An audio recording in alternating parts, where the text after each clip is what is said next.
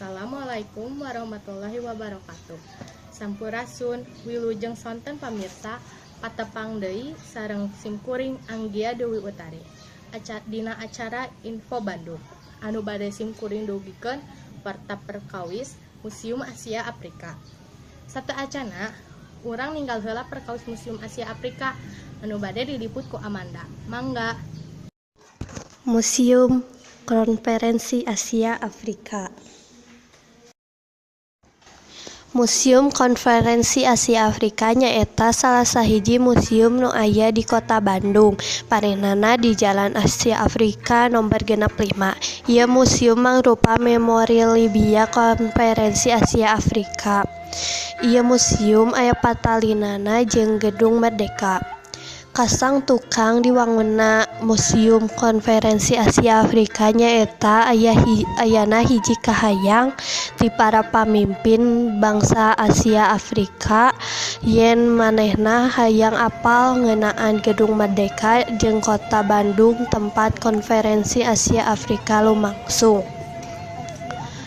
Museum Konferensi Asia Afrika miboga ruang pameran tetep nu nembongkeun sajumlah koleksi barang-barang tilu dimensi, foto-foto, dokumenter kajadian penemuan Tugu, Konvensi Kolombo, Konferensi Bogor jeung Konferensi Asia Afrika tahun 1855.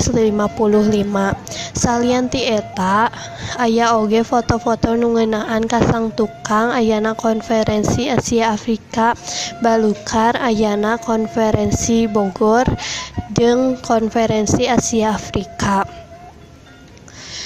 Tahun 1885, Abdullah Kamil, Kepala Perwakilan Kedaulatan Republik Indonesia di London miboga ide pikeun ngawangun hiji pabukon ieu museum. Ieu pabukon miboga sajumlah buku ngeunaan sajarah, sosial, politik, jeung budaya nagara-nagara di Asia Afrika sarta dokumen-dokumen liana kanyaning dokumen-dokumen ngeunaan Konferensi Asia.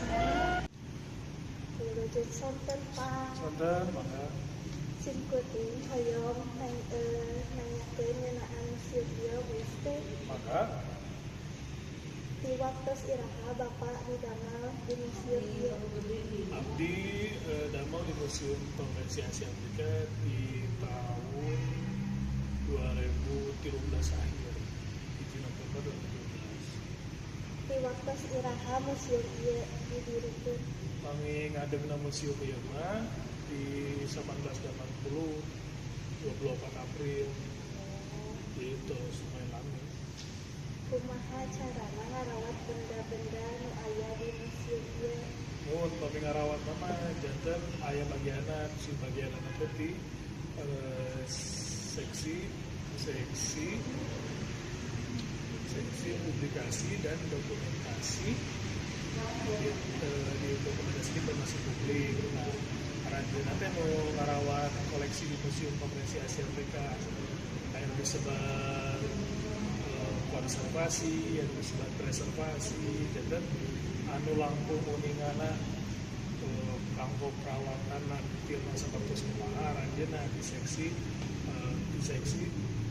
di seksi pelestarian dan dokumentasi nilai seksi pelestarian dan dokumentasi diplomasi publik. Nah, ayeuna anu tahu terang kumaha konservasi alat-alat videonya ada koleksi-koleksi di Museum Konferensi Asia Afrika, preservasi, aya teknik-teknikna nu kudu nganggo bahan kimia, aya nganggo tradisional, tapasna beda-beda sih carana. Upami museum ieu teh kedah dikembangkeun deui, asana kumaha? Kampus nama sain nama dikembangkeun lagi itu namanya Konferensi Asia Afrika mah di tahun ke tahun terus berkembang, di 10 tahun ke 10 tahun terus berkembang terus